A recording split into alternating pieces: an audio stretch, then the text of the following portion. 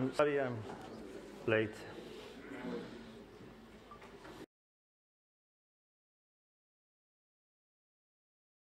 قوة إلا بالله العلي العظيم الحمد لله رب العالمين صلى الله على سيدنا محمد وآله الطيبين الطاهرين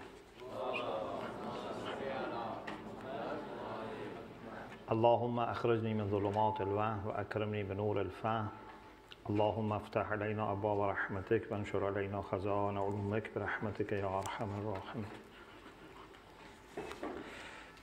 Alhamdulillah, we have to start our second session on Islamic theory of management. In this session, we want to see what do we mean by Islamic management, because you may think for certain things it's clear what we mean by Islamic. For example, if you say Islamic education, Islamic family, Islamic government, maybe it's clear. But maybe management, some people think that it is general, it's neutral, doesn't make difference, it's religious or secular. But the fact is that management is not free from need for some ideological and ethical principles and foundations. And it makes big difference if management is at the service of certain values and goals, or it is just one-sided and it's just geared towards personal achievement of the manager or just the progress of the organization. Inshallah, we will talk about it more. But what I would like to share in this session is different ways we can talk about Islamic management. One way is to go back to the history and see how Muslim managers, governors, leaders have managed their territory, their organization, their state, their government. So it's more like Muslim management. For example, go back to the time of the Rasulullah or first caliphs or Umayyads or Abbasids or Fatimids or Buwayhids or any Muslim group or individual and see how they managed. Or go to, for example, Malaysia, Indonesia, or I don't know, in Africa. See how Muslims have managed things. For sure, this is something interesting, and anyone who has interest in history and Islamic culture and civilization would like this. But this is not necessarily helping us in understanding Islamic management. Why? Because many of the things that have happened might not be necessarily Islamic. And in order to make sure that what we are going to understand is Islamic, we should already have a clear understanding of what is Islamic and what is not Islamic. Then apply those things that they have done to this and check and then say this was okay, this was not okay. Many things that Muslims have done, or any groups, Christians have done, Jews have done, Hindus have done, would not represent their faith. There are many inconsistencies even among those who practice, let alone those who don't practice. So we never approve or endorse what caliphs have done. And the most obvious evidence for us is that all our imams are killed and martyred, and apart from Imam Ali, who was martyred by Khawarij, the rest by the caliphs. So we can never approve anything that caliphs did, whether it's with our imams and Ahlul Bayt and the Shia, or maybe with non-Muslims. So this is a big story. Anyway, this is a topic which is important, but it's more historical. Another thing is to go to the ways that Muslims were inspired by Islam in their management and see what Muslims managed to do when they try to apply Islam. Okay, this is good and better, more beneficial, but again, this requires a good understanding of what are Islamic principles and methods and rules and manners in management. Unless those Muslims that you are studying their style of management are infallibles, like Prophet and Imams, so that whatever they did is hujjah for us. Because we know that whether it is saying or action or taqreer, tacit approval of ma'soom is hujjah. So if we know that Imam Ali alayhi salam in a certain point during his caliphate did something, that's hujjah for us. Otherwise the rest of people, even if they are very good people, if they are not ma'soom, again this is not enough for us to help us understand Islamic management. So we have to go to the third type of study, and that is to go back to our sources. Go back to the Quran and Sunnah, including practices of the Prophet and Ahlul Bayt, in managing everything. It can be management of your personal money. It can be management of your time. It can be management of your household. It can be management of a farm, a business, management of community, managing Muslim world. There are many, many things in the Quran and Sunnah that we can learn and then understand what is Islamic theory of management. In particular, we would like to mention two general areas that management relies and depends on Islam. Of course, for Christians, instead of Islam can be Christianity who inspires them. For Jews can be Judaism that inspires them. And sometimes these things are common, sometimes are different. But Islam is a religion that very much has interest in management, and inshallah I will explain why. Because it's impossible to have any success and any efficient use of Allah's blessings without management. So we are very much interested in management. In particular, I want to mention two things now in this session. One is that there are very important principles in Islamic worldview that shapes our management. In Islamic worldview, we believe that Allah subhanahu wa ta'ala is the creator and everything is run by him. In Aqaid classes here, we said that we believe not only he created, but he maintains and sustains and runs everything.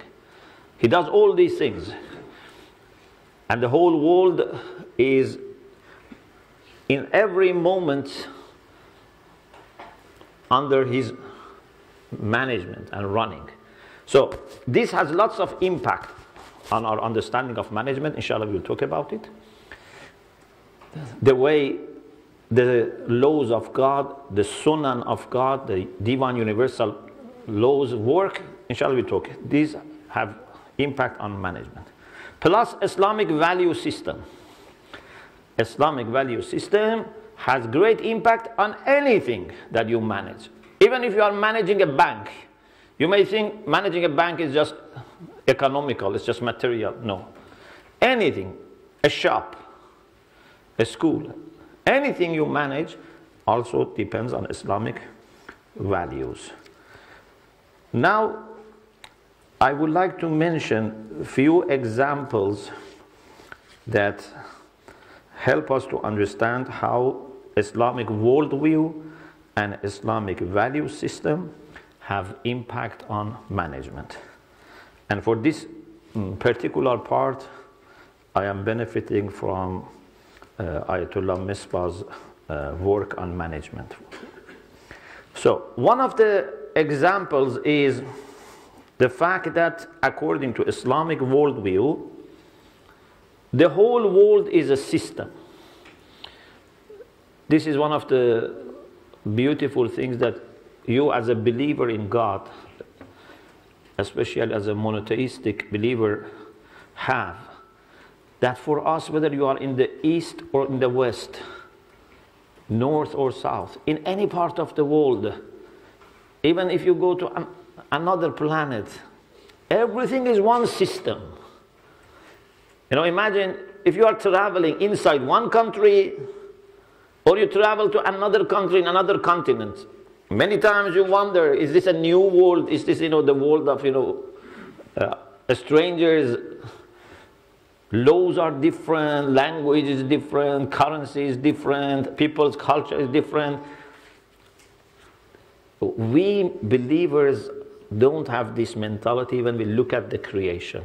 We don't think that we are going from one country under one governance to another country under another governance.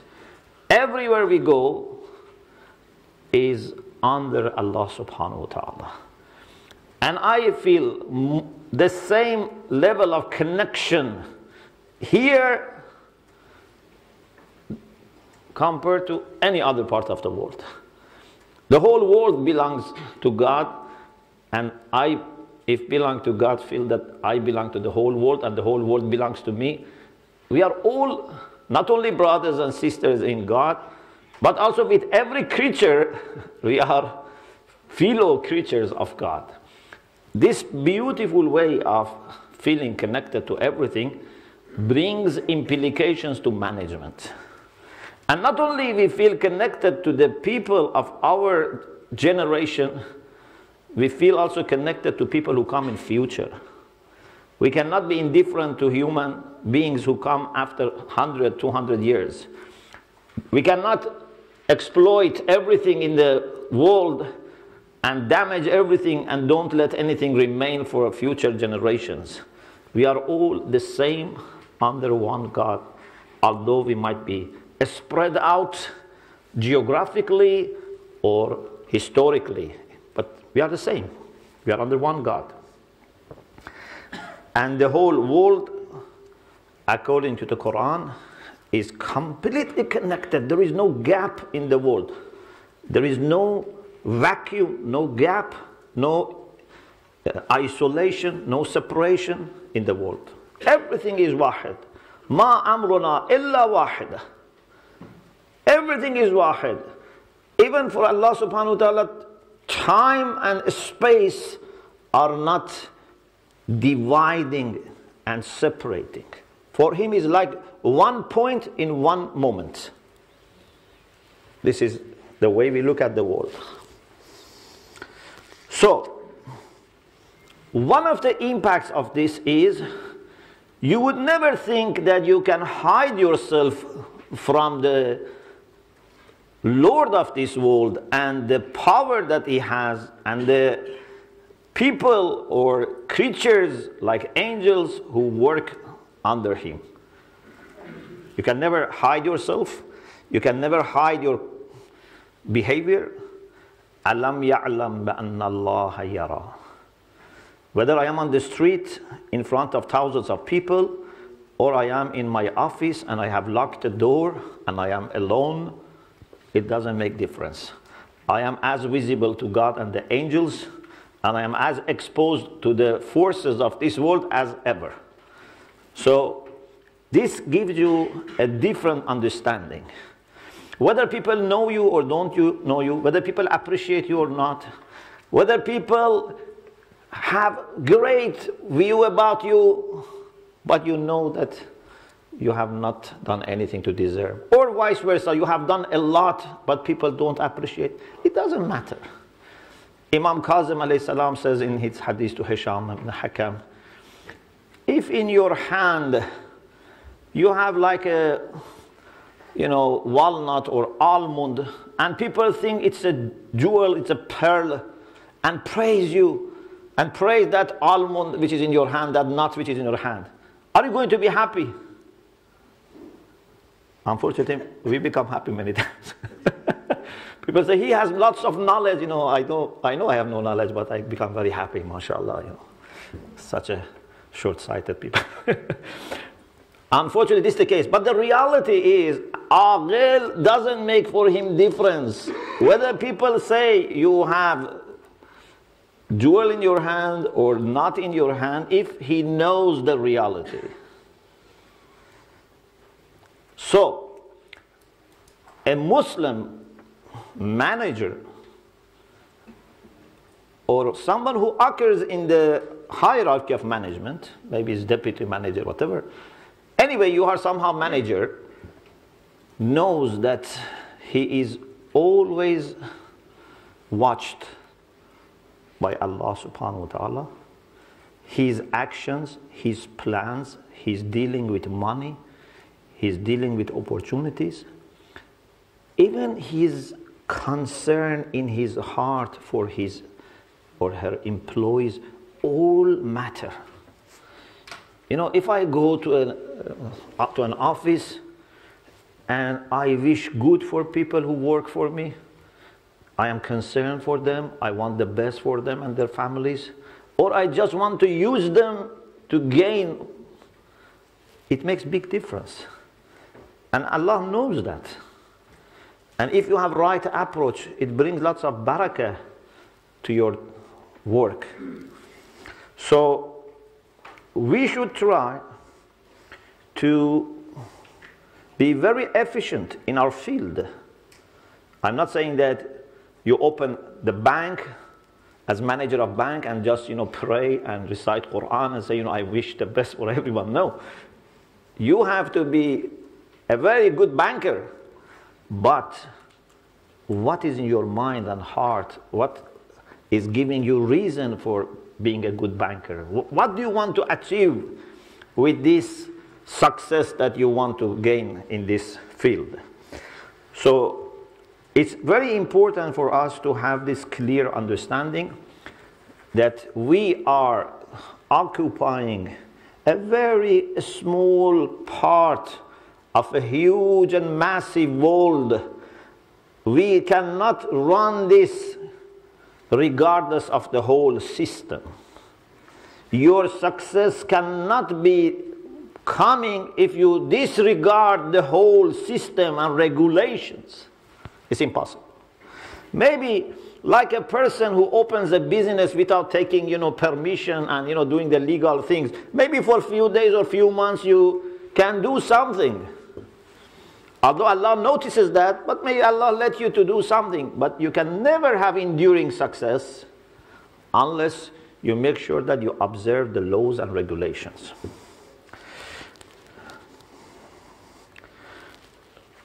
Point 2. This world not only is all connected and well regulated, but also is created for a purpose, and that is for human development, for human perfection. Sometimes I say this world is a school. This world is a place that is not neutral. Sometimes I give you a building and say use it as you like. Sometimes I have built a purpose-built school. It has classroom, it has library, it has all the facilities that a school needs. And I say, use it as a school, but then you use it for something else. You make it a casino, for example. Okay, you may do that, but it was not neutral to a school and casino, and you say, okay, we can do this or that. If it is built for a school, and you use it as a school, everything would be prepared and would be helpful. If you use it as casino, sooner or later you will face problems because it's not built for that purpose. And building is just a building, but imagine if there are buildings and there are employees and a staff and all the regulations prepared for a school. We have all the angels, we have all the sunnah of God, so that this world be a place for human progress, human perfection. So we have to consider that. When you think about your responsibility as a manager, you must think that I am part of a system and my responsibility is to help the whole humanity and the whole world by making this particular part successful. I cannot solve all the problems of the world. I am a teacher, for example. I am a driver, I am a builder, I am a doctor, I am a nurse, I run a company, whatever. You should try to improve the condition of the world and humanity in general by doing your best in this particular area that you are responsible. Sometimes I say to people that we should know what is happening in the world. Yeah, even if I live in this country, this city, I should know what happens in the whole world. But not to the extent that I become then hopeless or despaired, or I lose my concentration, I just read the news and feel sad, and despaired. Know about what is happening in the world, then identify what's the best you can do and focus on that. You cannot solve all the problems, but do your part in the best way. If everyone does this, the world will be very much improving. At least you have done your part. So this is very important that we try to consider the success of our organization, our company, our business, whatever, but in the way that helps others. Not, na'uzu billah, in the way that I misappropriate rights of other people, resources of other people. I damage my competitors. I do lots of mischief so that I can emerge as a successful person. I damage reputation of other people. I manipulate so that I'm successful. This is not acceptable Islamically. Even if I am a politician, if I am a, I don't know, minister or prime minister or president of this country, I have all the rights and responsibility to work for my nation, but not to the cost of damaging other nations or exploiting their resources. It should be win-win, not that I win and everyone loses. Unfortunately, we have not that much experience this part of politics in the world, that you try to improve your nation and help other nations. I'm not saying it's not there, but it's not very common, unfortunately. People think that in order to succeed, they just should bring everything to their own country and don't bother about what's the cost for other people. But alhamdulillah, there are people also who are fair in politics. So, this is another point. The third point is, in Islamic view, free will is very important. We are not robots. We are not people who are programmed and predestined. We are created by Allah as free beings. As Imam Ali said to his son, لا تكن عبد غيرك قد جعلك الله حرا. Don't be a slave of anyone. Allah has made you free. Don't let anyone enslave you. You are free. Freedom is very important.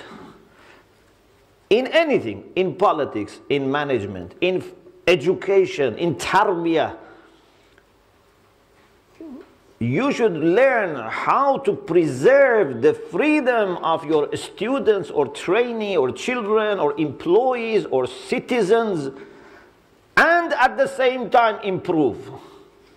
We don't want to create a big prison in which everyone is polite and obedient and observe the law. This would not let people grow. It's much more difficult to work with people who have freedom. Yeah, many times democracy is not an easy, option. And some of the countries, when there is dictatorship, sometimes they can grow very rapidly. And when there is democracy, it's always ups and downs. But in the long term, humanity can better develop in a democratic system. For tarbiyah, if in the family, in the community, in the classroom, if I am dictating and forcing and not letting everyone speak, maybe for a short period of time, I can have a very consistent, homogeneous group. Everyone dresses the same, everyone speaks the same. But in the long term, this is not something you can maintain. And when the pressure goes away, you see these people run away. Suppose in your home, you keep your children under lots of control. But when they go out, I'm not saying to lose your control altogether, but I'm saying it's not just by, obvious and direct control. Many times control must be something indirect, something which is soft, something which is not easily understood.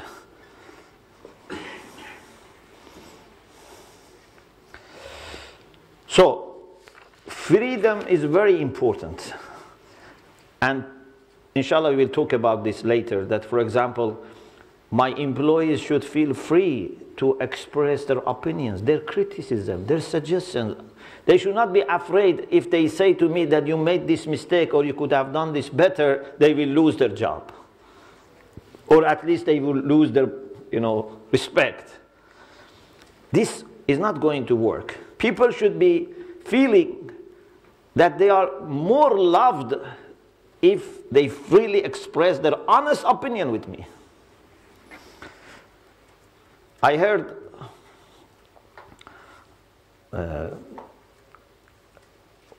one of the contemporary kings, I don't want to mention where and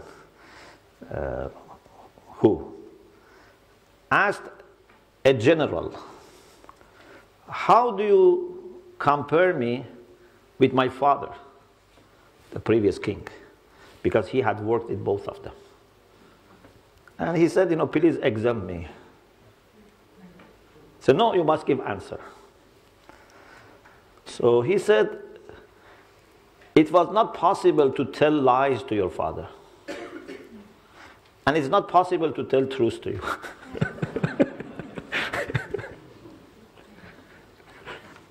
So, after some time,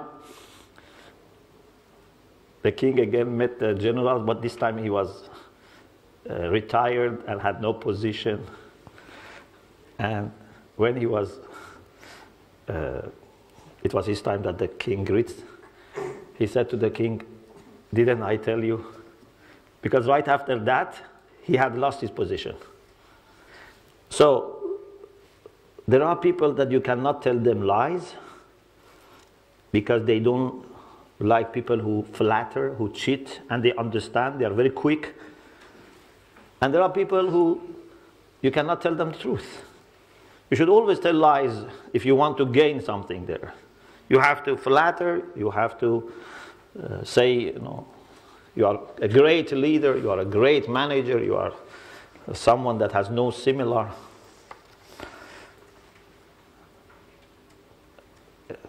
I remember another story. One of the kings, I think if I'm not mistaken, was Nadir Shah or Shah Abbas, one of these two. saw a person,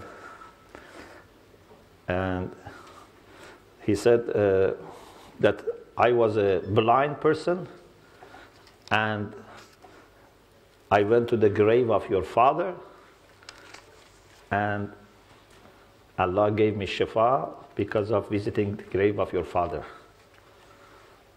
So in this way, he was not really blind, he wanted to just cheat. But the king was very clever, and he said, punish him, because I know my father. He is not such a person that whose grave can give shifa to any person. So it's good at least he was this much honest. But there are people that if you say this about their father, then you get position, and they make big thing out of this. So we have to let people express their opinions freely and without any worries and hesitation. We have to make sure that freedom is observed in all levels. Another thing is that in Islamic management, we have great respect for human dignity, human honor, and this partly, actually to a very small part, relates to comfortable conditions of life or comfortable physical, material conditions of life. That, for example, you have to have a decent environment, decent, salary, decent behavior. It's much more than that. Even if you put people in the best office and give them high salary, but there is no respect, there is no honor, and you just use them like a servant, and you empty them from karama. And as Allah says about Pharaoh, that he used to oppress people so that they obey him. This is not acceptable. So we have to make sure that people who are somehow under our influence, either inside the organization or outside, for example, there can be people we buy from them things, people we, have interactions with them, deals with them. We should make sure that we observe their karama, their honor, their respect. This is very important. And some of you might have heard my talks about dignity, the series about dignity in Islam, and also dignity and the movement of Imam Mahdi, and dignity and Imam Hussein alayhi salam. This issue is very, very important. We don't have time to talk about it. Karama must be always a great concern. Your karama, karama of people that work with you, karama of the people that you interact with them. Just as an example, in Dua Iftitah we say, Allahumma inna narghabu ilayka fi dawlatin karima. Oh Allah, we bring our eagerness to you for having a government which is karima, which is honorable. But for sure, a government which is honorable cannot deprive other people from honor. Do you know any karim who, when it comes to others, he disregards their karama? It's impossible. Karim always does takrim. Karim always does ikram. Honors, honorable and honors. Respectful and respecting. They come together. So this is very important in Islamic management. There are other things, but it seems our time is over. And inshallah we continue this next week. We pray to Allah subhanahu wa ta'ala to help us understand every aspect of Islam, especially social aspect of Islam, which humanity very much needs. Alhamdulillah Rabbil Alameen.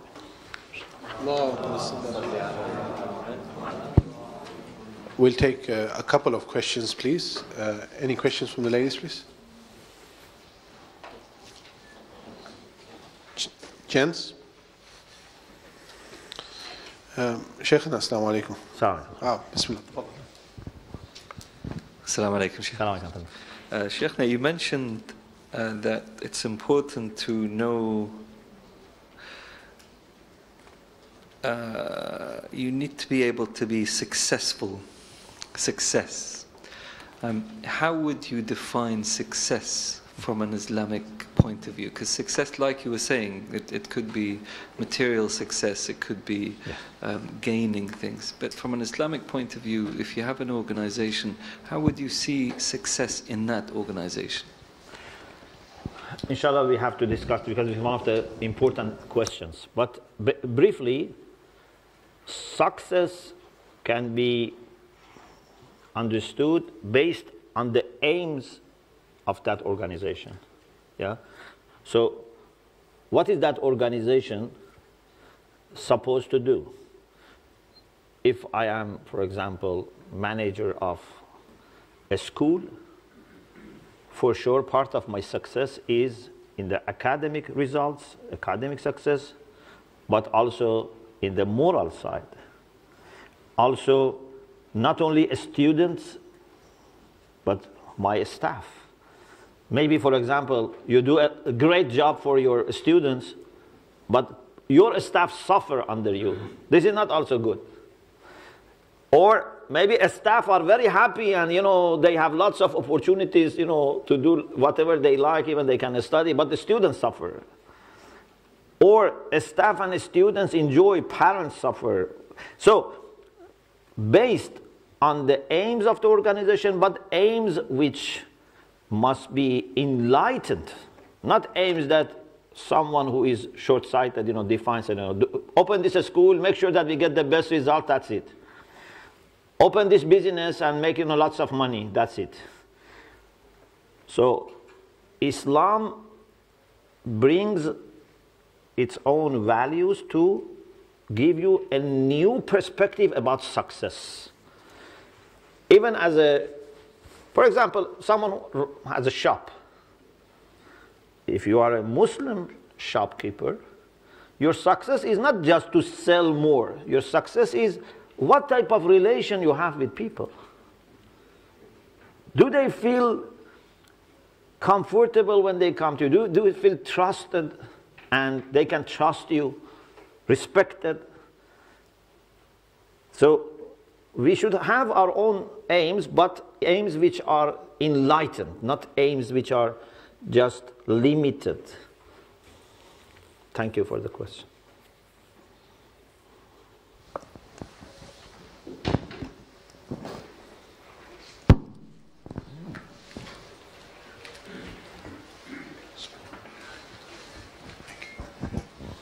Assalamu alaikum. Salam. So there's some really important principles here. How do we start to break it down and implement them in our life? Either on a weekly, if we're going to be doing this on a weekly basis, then something to take away on a weekly basis that we can try and implement. Yes, very good question. These principles, as you mentioned, and I am very happy to hear this, these are not just some abstract theories. Unfortunately, many times we know these things, even we can, for example, take exams and pass the exam. But when it comes to our practice, they may not reflect. These are principles that we need to reflect all the time and let them be reflected in our policies, in our manners. It's very important. Inshallah, with the help of Allah, we will try to bring these down to the level of our policies and what we have to do, inshallah. Okay. If you have more questions, inshallah, we can also ask that towards the second part. I'd like everyone, we're going to have a very, very short break because we started later. Can I request everyone to take the tabarruk which is there and today or this evening you bring it back to your seats so we can start as soon as possible. Thank you. Salawat ala Muhammad wa ala Muhammad. Allah.